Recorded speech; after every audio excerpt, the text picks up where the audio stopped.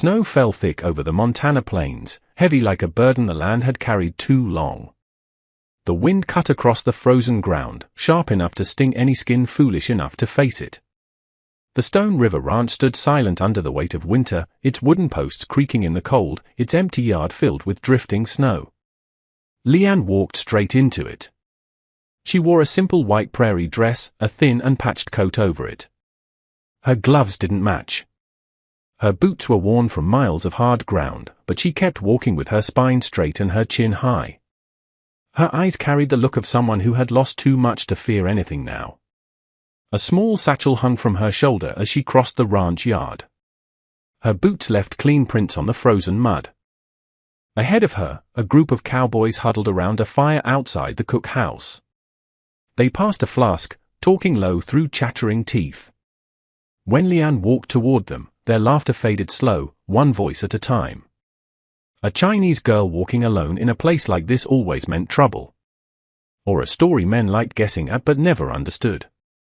A tall man stepped forward. He looked older than the others. His beard was grey around the edges, and his eyes were hard, the kind of hard that life gives men who've seen more winters than warm days.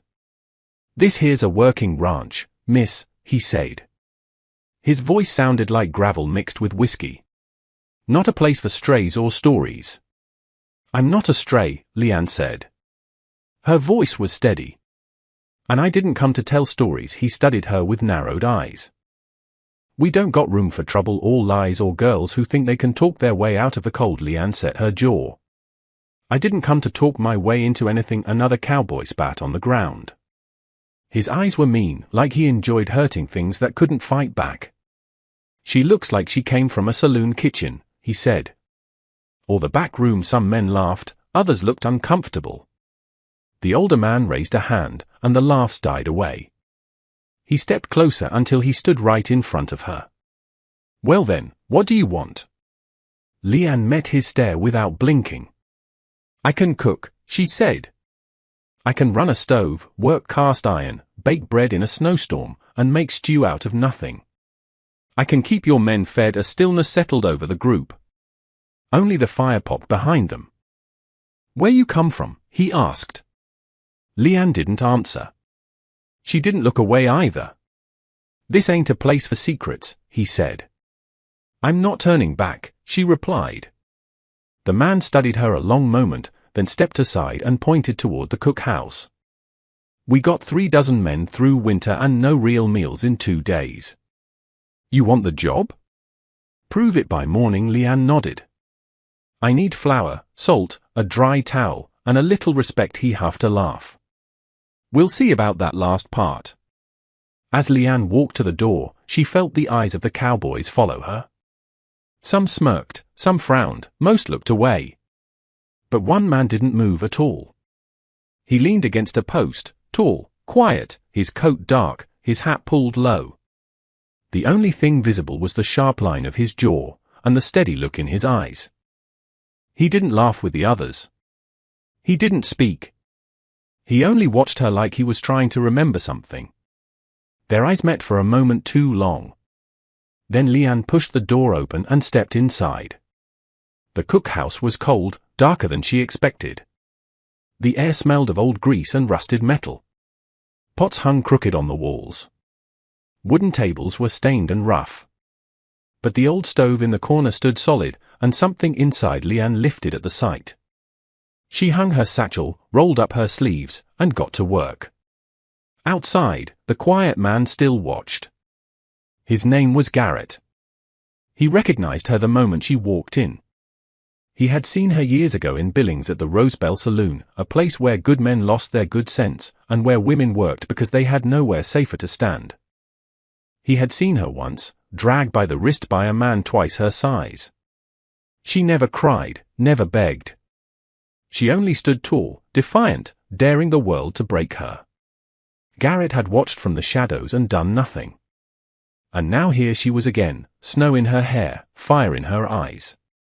He felt something in his chest twist with old shame and something new he didn't have a name for. He turned away and walked toward the bunkhouse, the fire at his back and a storm building inside him. Before dawn broke, Leanne rose again. The cold cut her fingers as she chipped ice from the water barrel and lit the stove. She worked fast, steady, moving like someone used to pain and winter and survival.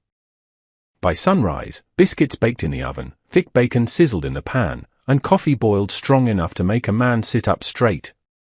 At first, the cowboys muttered. But by the third morning, plates were clean, and the room was quiet, men eating without complaint, without waste. Still, none of them thanked her except Garrett. He never said the words, but he was always there, carrying extra water, fixing the iced-over step where she slipped, leaving a bar of soap by the wash basin when hers ran low. He avoided her eyes, but his quiet help never stopped. Leanne didn't understand him. Not yet. But she felt something shifting, something dangerous, something she wasn't sure she was strong enough to face again. The winter sun rose slow and pale over Stone River Ranch, cutting faint lines of gold across the snow. The cold hung heavy in the air. But inside the cookhouse, Leanne worked fast, her hand steady even when her mind wasn't. Something had changed in the last few days, though she didn't dare name it yet. The men no longer joked when she walked by. They didn't stare the way they had that first morning. They ate in silence, wiped their plates clean, and left with full stomachs and fewer complaints. A warm meal softened even the roughest cowboy, but Leanne knew respect did not come from food alone. It came from surviving long enough to see the next sunrise. Garrett was always the first one inside. He sat alone in the far corner every morning, lifting his hat only when she placed his plate before him. He never took more than his share. He never asked for anything special. Yet somehow he always knew when she needed firewood stacked, when the stovepipe needed clearing, when her hands were too cold to fetch water from the well. He didn't speak much, but he noticed everything. That morning, after the men had eaten and left for their work, Leanne stepped outside for a moment of quiet. Snow covered the entire ranch like a white blanket pulled too tight. Her breath rose in small clouds. The cold bit her cheeks, but she felt safer in the open morning air than she had in years. The door creaked behind her. She turned and found Garrett leaning there, one hand on the frame, his hat pulled low against the wind. "You shouldn't be out here without a coat," he said. "I've been through worse than the cold," she replied. "I know," he said quietly. Something in his tone made her chest tighten. He didn't say it like a guess. He said it like he carried the truth with him every day. "Did the foreman send you?" she asked. "No, but then why are you here?" Garrett stepped out into the yard, his boots crunching softly in the snow. "I figured you should know," he said, "that tomorrow the ranch owner is riding in." Leanne brushed ice from her sleeve. "And why should that matter to me?" "Because the men respect him," Garrett said. "Whatever he says about you will decide whether you stay or go." Leanne's breath caught for a moment. "So I'm being judged. That's ranch life," Garrett said. "Everyone answers to someone." Leanne looked away. She had spent too many years under the thumb of men who decided her worth without knowing her name. She had run from that life hoping this place would be different. "I'll cook," she said. "If they like the food, I'll stay. If they don't, I'll move on." Garrett shook his head. "It isn't about the food, then what is it about?" He hesitated, jaw tightening like he was choosing his words one by one. "It's about who you are," he said. "And what you carry." Leanne's hands curled into fists. "I carry nothing. You carry everything," Garrett said. She didn't know what he meant, but the way he looked at her made her feel seen in a way she didn't want to be, and then he walked away. That evening, the cowboys returned hungry, cold, and louder than usual. Snow clung to their coats. Their horses were restless. Something had put the whole ranch on edge. By the time Leanne served supper, the cookhouse was thick with tension. Boots stomped hard against the wooden floor. Men talked in low, angry voices. Leanne kept her head down and worked through the noise. A hard slam cut across the room. A tall cowboy named Roscoe stood up, so suddenly his chair fell backward. Roscoe was mean on a good day and dangerous on a bad one. Tonight he reeked of whiskey and cold rage. "This stew tastes like water," he snapped. Leanne didn't bother turning. It tastes the same as every other night. Roscoe stomped toward her, his boots shaking the floorboards. You calling me a liar? No, she said. I'm saying you're drunk. The room fell silent. Roscoe reached out, grabbed her wrist, and pulled her toward him. The grip was tight and cruel. A grip she remembered too well from the past. You watch your mouth, girl, Roscoe growled. Garrett was across the room before Leanne even had time to breathe. Let her go, he said. Roscoe smirked. You think I won't put you in the snow, Garrett? You can try, Garrett said, but you won't like the ending. Roscoe tightened his grip.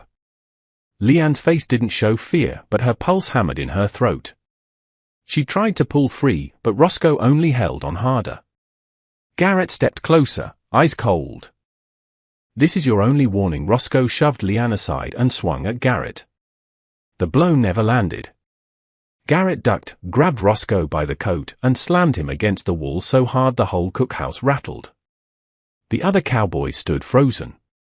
Leanne steadied herself, her wrist aching. Garrett's eyes flicked to her, checking if she was hurt. When he saw the red mark on her skin, something inside him broke loose. He pushed Roscoe again. You touch her again, you leave this ranch in a wagon. Roscoe glared back, but didn't fight. Garrett stepped away only when he was sure Roscoe wouldn't move again. The room stayed silent until the foreman walked in and dragged Roscoe outside for punishment. Leanne stood by the stove, staring at her shaking hands. She hated how easily her body remembered fear. Garrett approached her quietly. You all right? I've been through worse, she said. That doesn't make it right. Leanne looked up at him then. Really looked. Why do you care? Garrett opened his mouth then shut it again. Because someone should, he said after a long moment. Neither of them moved. Snow tapped softly against the windows. The lantern light flickered warm over the wooden walls.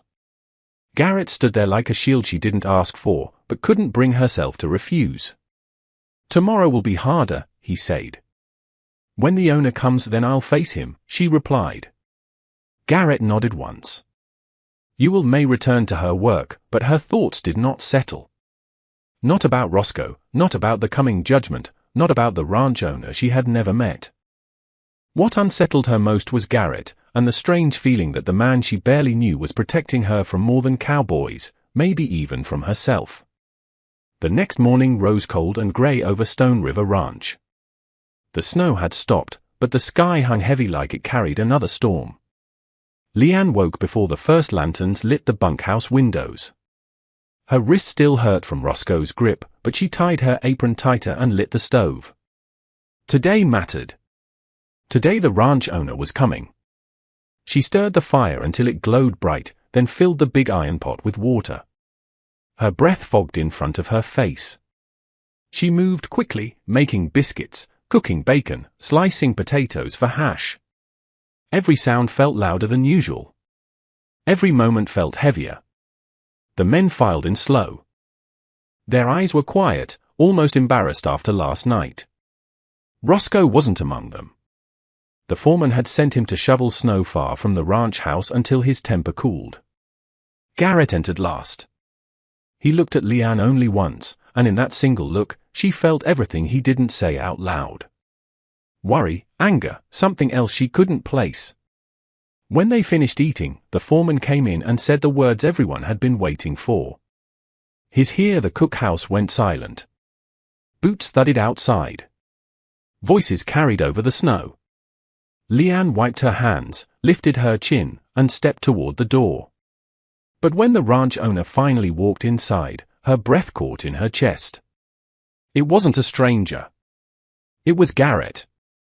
He stood tall near the doorway, snow on his coat, hat in his hand, eyes locked on her like he had been holding a truth far too long. The room buzzed with whispers. Leanne stared at him in confusion. You, she said. Garrett took a slow step forward. I didn't want it known, he said. Not at first. Leanne felt the floor tilt under her. Things that didn't make sense suddenly did. His quiet help, his steady watch, his anger when Roscoe grabbed her. All of it pointed to a truth she hadn't seen because she hadn't been looking. "You own this ranch?" she asked. "I inherited it last spring," Garrett said softly. "My father died.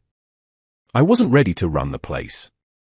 "Still ain't sure I am, and you let me think you were just another cowboy," she said. He swallowed hard. "I watched you walk in that first day.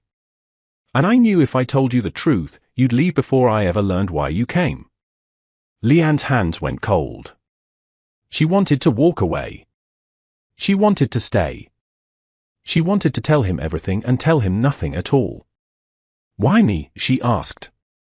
Garrett's eyes lowered for a moment, then lifted again, steady and honest.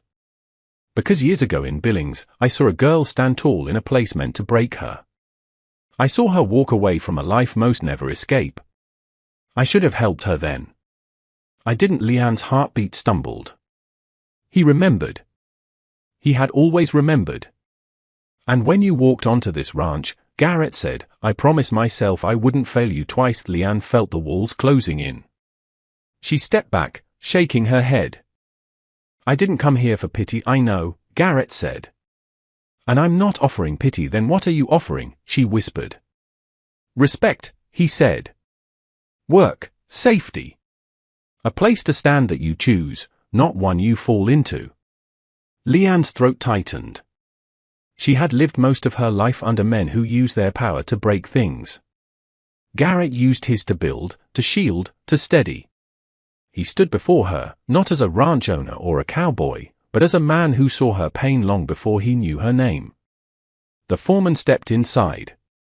"Boss," he said. "Men are waiting. They want to know if she stays." Garrett didn't look away from her. "That's not their choice," he said. "It's yours." The cookhouse was quiet again. Leanne felt every pair of eyes watching her, but none weighed on her more than Garrett's. She had spent years running, years hiding, years believing every place she stopped was just another stop before someone hurt her enough to make her leave again. But here, something was different. She wasn't invisible. She wasn't used. She wasn't alone. Leanne took a slow breath. "I'll stay," she said. "As long as the men treat me fair they will," Garrett promised. "Or they'll answer to me and I work like everyone else," she added. "No special treatment." Garrett nodded. "You earned this place on your own, not because of me." The foreman nodded his approval, and the cowboys relaxed. The tension in the room melted into the warm light of the lanterns. Garrett stepped closer, his voice low enough for only her to hear. "You deserve a life that doesn't hurt," he said. "If you'll let me, I'd like to help you build it." Leanne didn't know what her future held. She didn't know what storms would come. But she knew one thing as she looked at him. For the first time in years, she wasn't running. She was standing. And someone stood with her. "I'll cook breakfast tomorrow," she said quietly. Garrett smiled, small but real. "I'll be here." Leanne returned to the stove, lit a fresh fire, and felt warmth spread through the room and through her chest. The ranch outside was still winter cold, but something inside her had thawed for the first time in a long time. She had arrived lost. She stayed by choice, and for the first time in her life, she wasn't surviving. She was beginning again.